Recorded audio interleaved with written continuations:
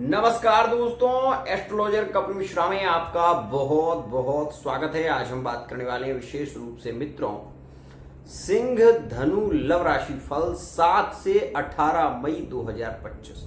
बहुत ध्यान से समझना, क्योंकि यह वीडियो विशेष रूप से मैं उन लोगों के लिए बना रहा हूं जिन्होंने कमेंट में बार बार ये कहा है कि गुरुजी इस पर एक वीडियो बना दीजिए।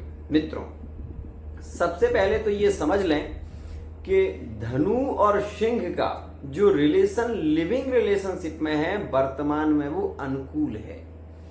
उसमें रिश्ते ज्यादा बिगड़ेंगे नहीं, उसमें स्थितियां सामान्य रहेंगी, प्रेम संबंधों में ज्यादा मधुरता देखने को मिलेगी।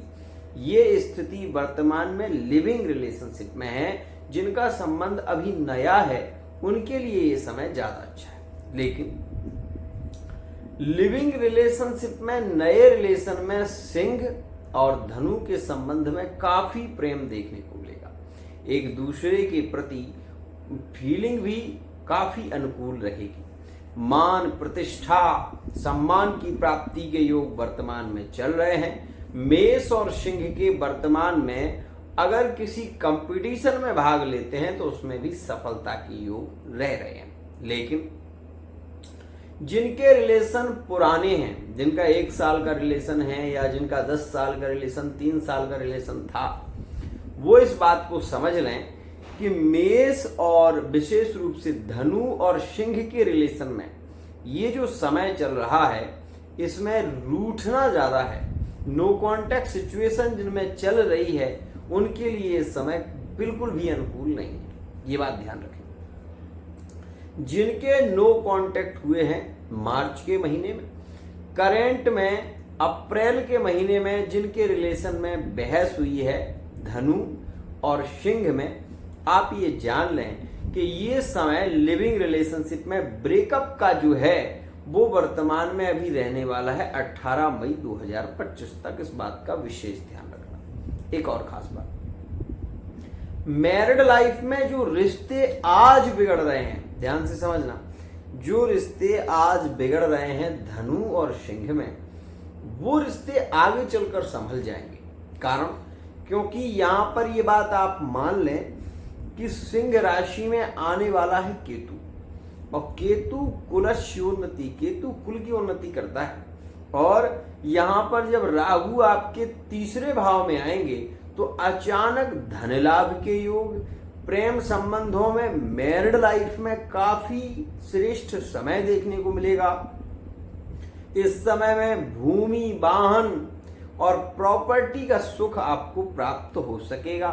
कोई केस चल रहा है तो उस केस में भी आप विजय को प्राप्त होंगे। मतलब सीधी सी बात है कि राहु और केतु का परिवर्तन सबसे ज्यादा लाभकारी रहेगा धनु राशि के लिए और सिंह राशि के लिए। इस बात का ध्यान देना। अब यहां पर मैं आपको ये बात बताना चाहूंगा कि जिनके मैरिड लाइफ में ब्रेकअप चल रहे हैं वो भी इस बात को समझ लें, और जिनके तलाक जैसी स्थितियां केंद्रित हो रही हैं वो भी इस बात को समझ लें।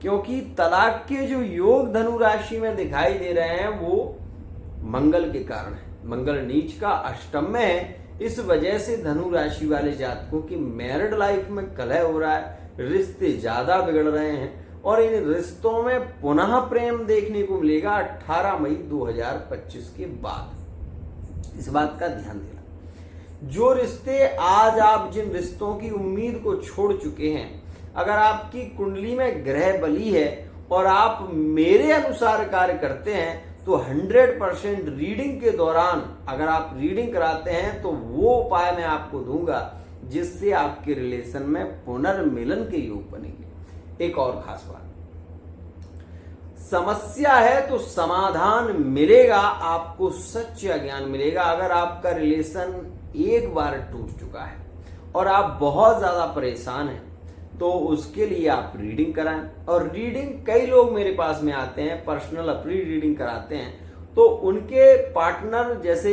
डेट वाइज नहीं आ पाते तो उन्हें चिंता नहीं करनी चाहिए। क्योंकि जैसे मान लो मैंने आपको बताया कि 15 अप्रैल में पार्टनर रिटर्न लौटेगा, 15 से पहले भी पार्टनर आ जाएगा, ये बात ध्यान दे रहे, लेकिन मैं डेट आपको वो दूंगा जो आपको थोड़ी आगे की मिलेगी। तो इस स्थिति में आप विश्वास रखिएगा और प्रेम के साथ आगे बढ़ें, आपका रिलेशन जरूर जुड़ेगा।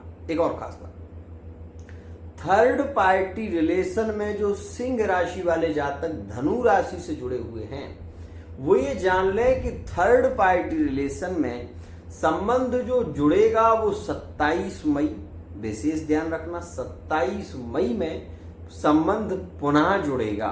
एक और खास बात आपको बताना चाहूंगा, धनु और सिंह में प्रेम ज्यादा बढ़ेगा 27 मई 2025 के बाद।